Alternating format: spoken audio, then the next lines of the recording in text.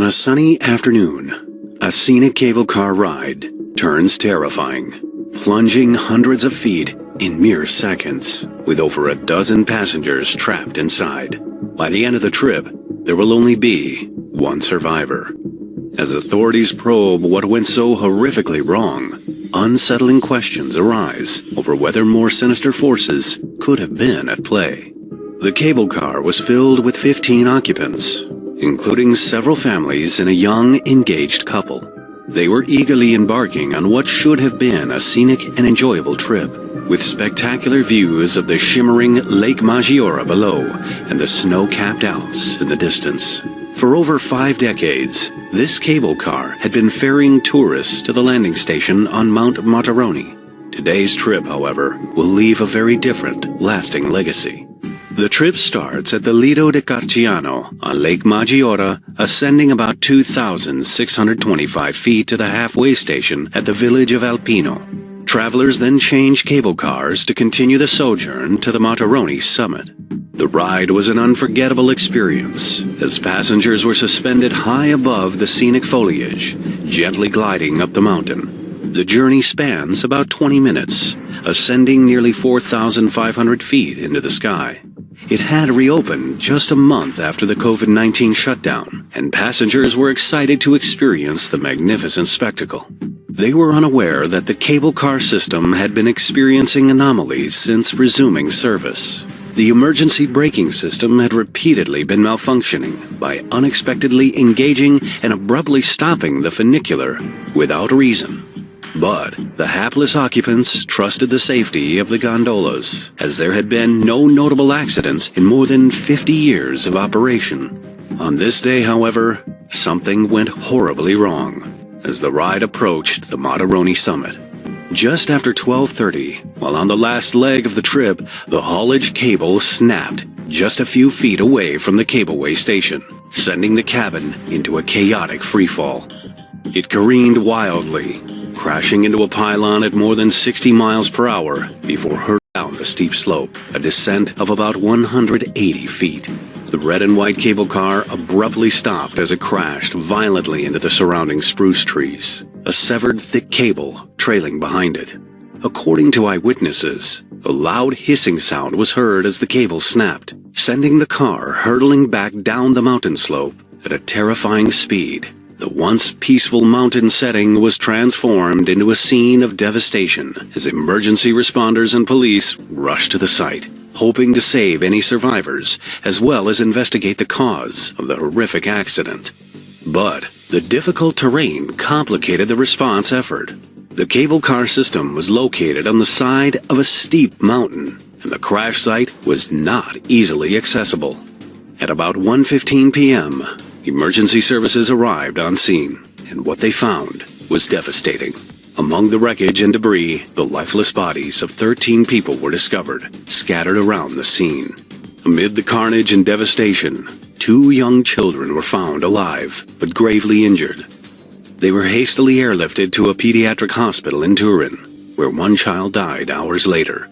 The sole survivor, 5-year-old Eitan Biran, suffered multiple broken bones, but escaped death due to his father's unwavering love and protective instinct. According to reports, Eitan's father, Amit, shielded him from the blow of the impact by wrapping him in a tight embrace. By doing that, he protected the child from the blunt force that ultimately killed the rest of their family, including Eitan's mother, brother, and great-grandparents. Following the incident, a relentless pursuit for answers commenced. The investigation unearthed a chilling truth, a web of negligence and callous disregard for human life. It revealed that maintenance reports weren't up to date, and that the cable car company had failed to carry out all the prerequisite repairs and inspections.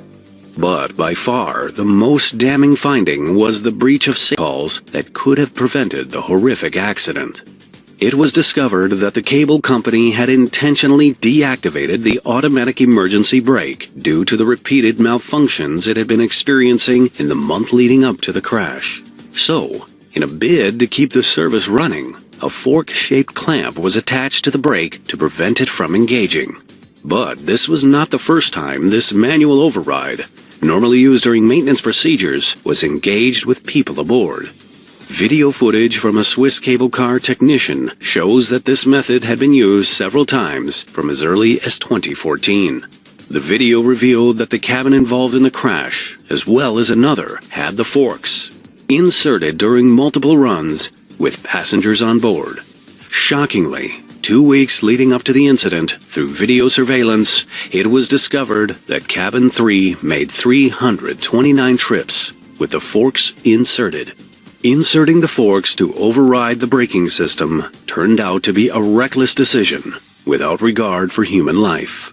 According to a prosecutor in the investigation, the cableway company used a temporary solution for financial reasons.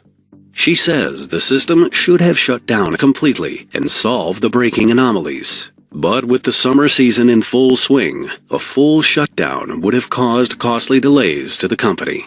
The decision, therefore, directly contributed to the accident because the emergency brake would have kicked into action when the cable snapped, potentially preventing the tragedy.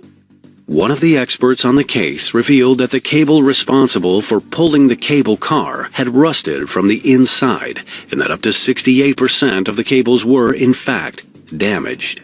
According to investigations, this happened because the maintenance checks that should have been done every 3 months were reportedly skipped for 5 years.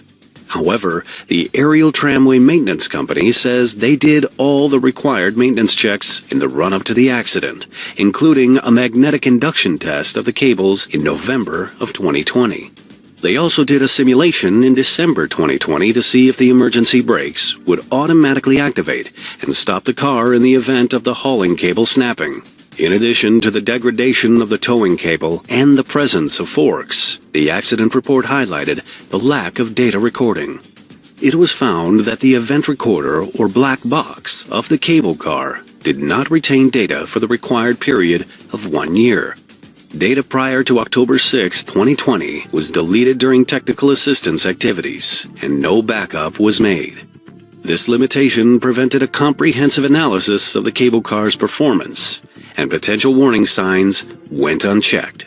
5 days after the crash, the cable car's owner, maintenance chief, and technician were arrested on charges of manslaughter and negligence.